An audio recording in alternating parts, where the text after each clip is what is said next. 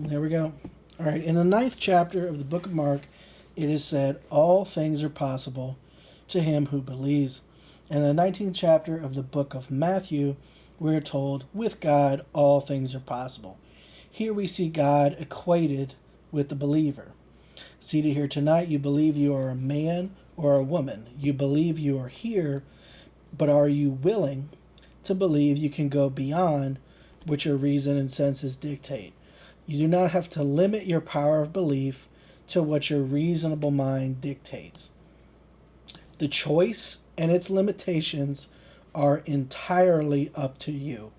For all things exist in the human imagination, and it is from your imagination that your belief stems.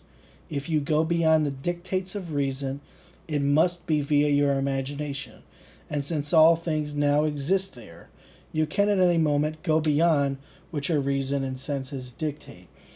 So one thing that is really profound and just really different about Neville from most other people you could cite, other than the ones he cites, like Blake, is that even positive psychology people will frame reality in the sense of your reactions to the external world.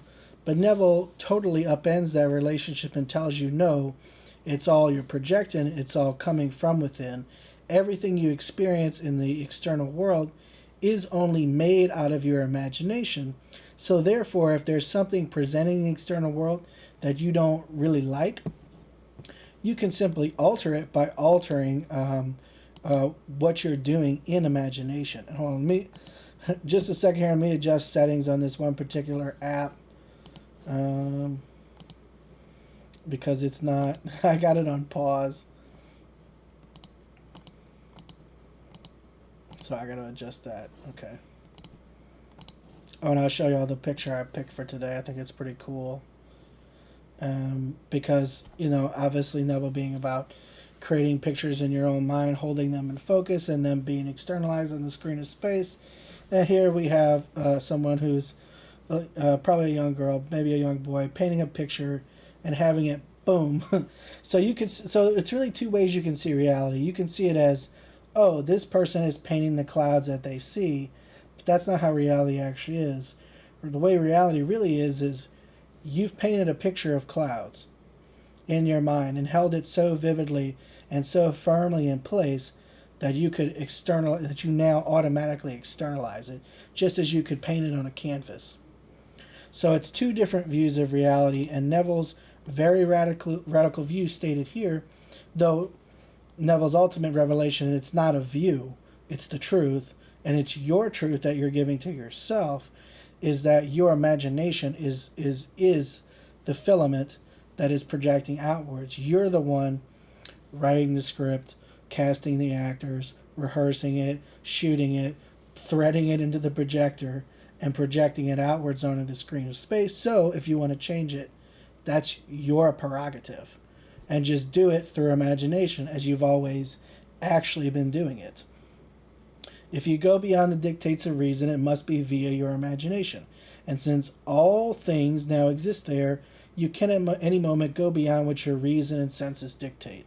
We have just had an eruption in the Christian world concerning the little icons people have made and worshipped for over 1,000 years. The 115th Psalm described them as, "Their idols are silver and gold, the work of men's hands. They have eyes but do not see, mouths that do not speak, ears that do not hear, hands that do not feel, feet that do not walk, and no sound is heard in their throats. Those who make them are like them, and so are all who trust in them." It's just talking about abdicating your power to entities other than yourself and your imagination. In today's paper, the story is told of a famous actress who had an accident while in her Rolls Royce. She was injured but not seriously, and attributed her luck to the little icon she called St. Christopher. She is just like the one who made it and sold it to her, but she doesn't know it. Don't judge another by their worldly possessions. They receive them through belief, but they do not know their very being is the one who created it for them. She believed her little gold icon saved her from a fatal accident. Nothing saved her but her belief in it. She bought and believed in her little icon because she does not know the one in whom she should trust. All things are possible to him who believes, and with God all things are possible. Here we see that God and the believer are one. When you leave here tonight, you expect to find your home where you left it. You will go to sleep there, and you will believe you will wake up in your bed tomorrow morning. You believe you are clothed right now. I tell you, your capacity to believe is the human imagination, which is the only God. All imagination, you have restricted yourself by the body of sense and reason you wear. Reason says you are in this room, that you have a certain amount of money and can have no more unless you make a physical effort to get it. But you would wish you had more, wouldn't you? Assume your wish through the sense of feeling. That assumption, subjectively appropriated and believed to be true, is faith. And also we've done before, I haven't clipped it out before, but I have in the past, using some quotes, done a little explanation on defining the words faith and feeling. And I feel like here too is also a really great explanation of those words. Faith being equivocal to feeling, and feeling not necessarily being about emotion, but being about choosing a specific reality and identifying with it.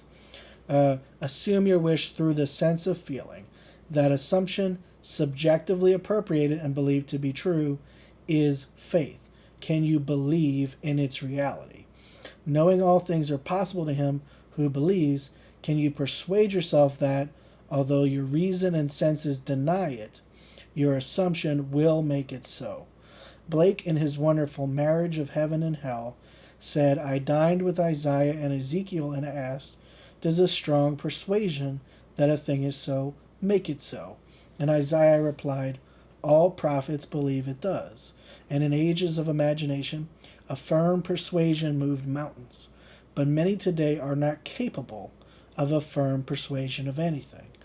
Everything here was once only a desire believed. This building, the clothes you wear, or the car you drive, were first a desire, then believed into being. Yes, I believe there is a man named Neville. He may work for you to aid the fulfillment of your desire, if you believe you have it. Many men can and will come to aid you, even without knowing they are doing it, if you believe. You do not have to persuade others to help you. All you need do is believe you are what you want to be, and then let the world, which is nothing more than yourself pushed out, go to work to make your assumption possible. I promise you, your desire will be fulfilled, for all things are possible to him who believes. And then, let's just make it plain here. Believes in what? Believes in your imaginal act. Believes in your imaginal activity.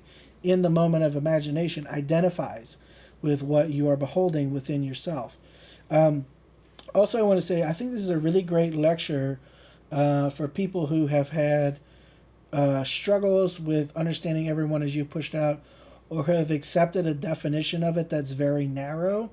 So there is a bit of a problem in manifesting forums and in YouTubers and stuff, where everyone as you pushed out is narrow to people, but that's not the statement.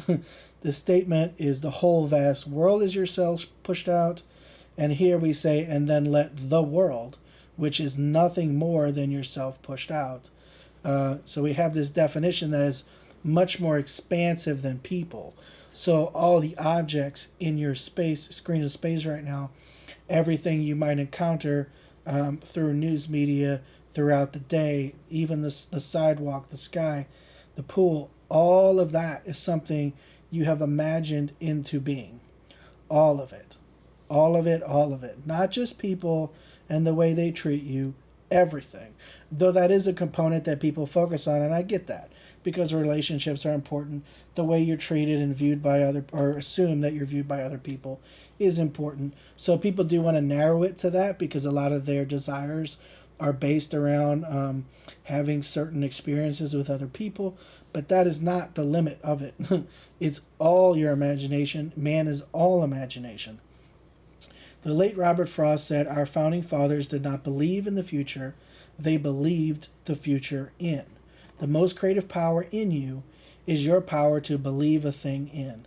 Our founding fathers did not believe that the passage of time would produce this country as they desired it. They wanted democracy, not a monarchy, and knew that sitting down and hoping it would come to pass wouldn't do it. They had to appropriate it, so they simply believed it in. How? By faith. They subjectively appropriated their desire. Let us say you would like to be in San Francisco now, but you don't have the time or the money to make the trip. What do? You ignore the present moment and subjectively appropriate your objective hope by sleeping in San Francisco tonight. As you lie on your bed, look at your world through the eyes of one who is sleeping in San Francisco. You may wake in the morning to find you are still physically in Los Angeles, but while you slept, changes were taking place which will compel you to make the journey. I tell you, you will always go physically to the subjective state you have appropriated. Remember, all things are possible to him who believes, and with God all things are possible. Man believes that God created the world and all within it, but he does not equate God with himself, the believer. But the Bible equates God, the creator of everything, with one who believes. And belief need not be restricted, but can go beyond the evidence of sense and reason.